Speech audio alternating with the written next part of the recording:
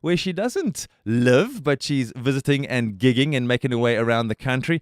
We welcome Mirka after a 12-year hiatus. Nashville-based artist Mirka returns with Phoenix, her 8th studio album. Ooh, I can't wait to play you a song with the good SA flavor off that Phoenix album a little bit later on. But let's first say hello. Mirka, good morning and welcome to breakfast. Good morning, Brad, and thank you for that lovely introduction. I feel very welcome. So now, when you're busy gigging and people are seeing you, they're saying, hello, Mirka, but now when you're in the USA, they're calling you Mirka. So you have to get used to both, right? Yes, I still prefer Mirka. Well, we'll do that. We'll keep it in the SA flavor. So you're out in Gauteng. You've been gigging there. You're doing so again this weekend. You've been out in Cape Town. How often do you get to South Africa? Brad, this is the first time that I've performed, quite obviously, in South Africa in 12 years. But my husband and I, Michael, we try to visit at least once or twice a year. Nice. So we come here quite often. Okay, so it's not like you've arrived and you're saying, goodness gracious, wat het hulle in hierdie plek gemaak? So at least it's not a culture shock. It was, we didn't come for 7 years. The last time we came to... Well, we came the first time again after 7 years in 2022, and it was quite different. I won't say it was bad. I just thought, wow, I saw some good things. Yeah, well, that's nice. And your decision back in the day to head to the USA, I'm always just interested when people end up for a long time in a different place. What got you to the US in the first place? There were two reasons. The first reason is... I used to be an Afrikaans singer when I was very young, and I was signed here and all of that. And then I started to write English music in 2008, and that was about the time that my paths crossed again with my now husband, Michael. And so I realized that my focus is shifting and my sound is shifting. That was the first thing. And the second thing is my husband, Michael, he's been living in the United States for 25 years. He's a South African as well. But he is blind. And so he has to function in a country that is more, I would say, geared for people with disabilities. And he's a software engineer. So anyway, our paths crossed again. And I told him, I said, I don't want to live in the United States. I want to live in South Africa. So he did. He resigned. He sold everything he had, and he came to be with me in South Africa in 2008. And then after about a year, he just couldn't find a job. It was just difficult for him. And he told me, he said, listen, I cannot function to my full capacity. I need to go back. The system there is more geared for people with disabilities. And I realized it was the truth.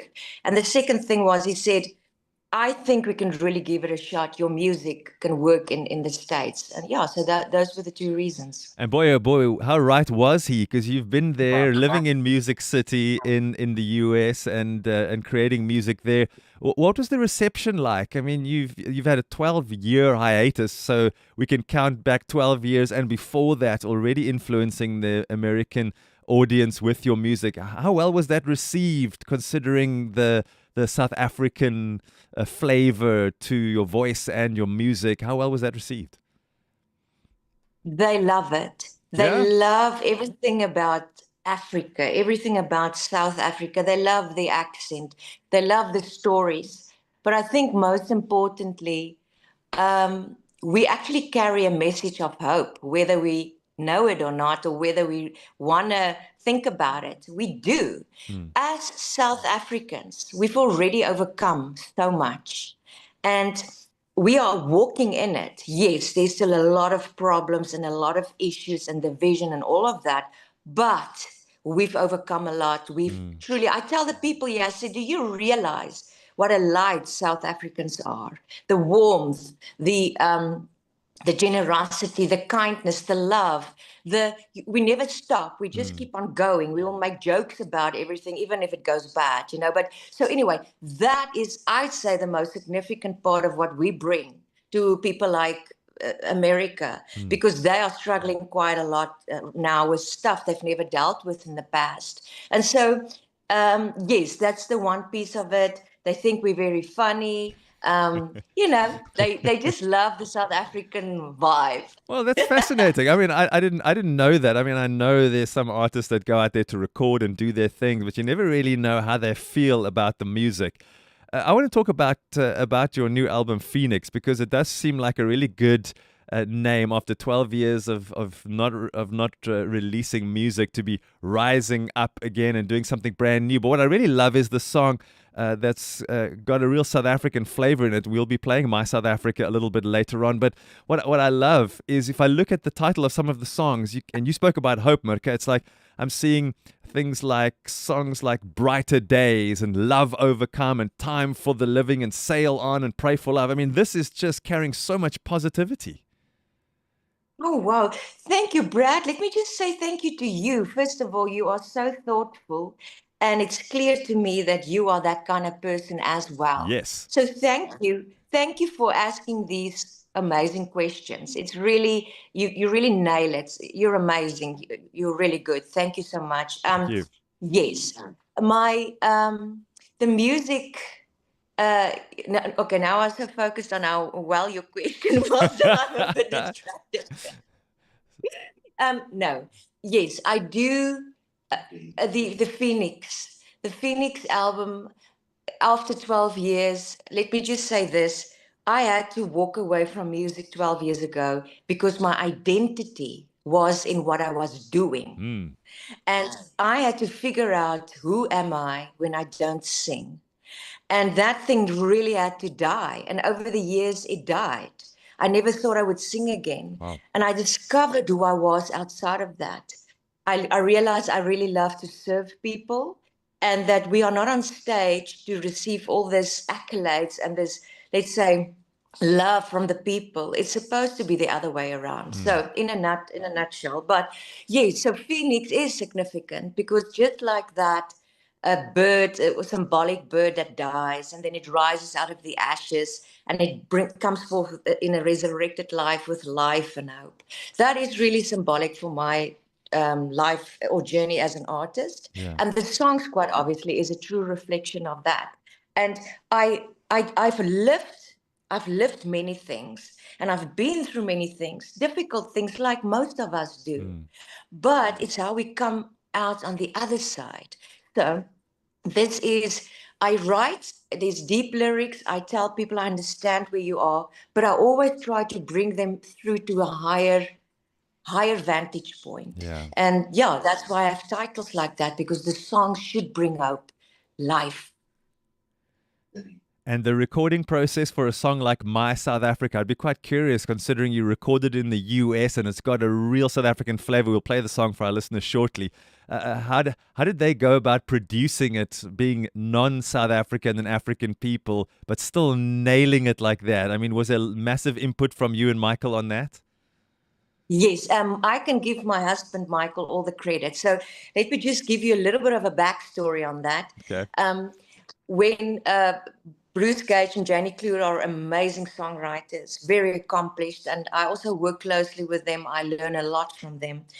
They came to visit me, and I played all the songs that I was writing, and they loved it. And then she phoned me, and we had a conversation, and she said, Mirka, your love for South Africa is so evident. The way you talk about your country, the way you dress, the way you sing, even your rhythms has got that African subtleness in it. Nice. And she said, you should write a love letter to your country.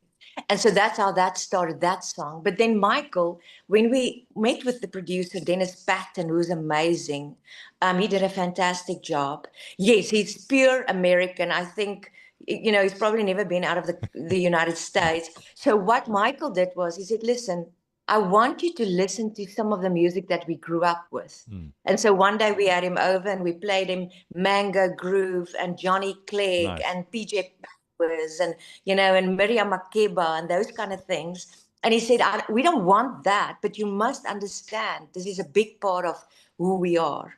And so he started to work on that. And I think he did fantastic. And by the time we went to the studio, we recorded at the Blackbird studio, which I don't know if you know the Blackbird, No. but it's an iconic studio. I always wanted to record there, and I had the wonderful honor to do it this time. And the musicians we picked too, they call them the A-list players. It's the top musicians in Nashville. They are just so phenomenal that they can just feel it and they can bring it and they can do it. So in the studio, again, we told them, guys, be free, play, think Paul Simon, think Africa, just let it rip. And they did. They felt the freedom. But also, I have a friend in Jeffreys Bay. She's a music teacher, Michelle. I asked her, hey, do you have children there that can do the children's choir and an African choir? And she set that up for me. She had auditions. Beautiful. We take the kids to the studio. So we worked in 3 countries on My South Africa. I think there were about 40 people involved in this song. Yeah. But yeah, I think they nailed it.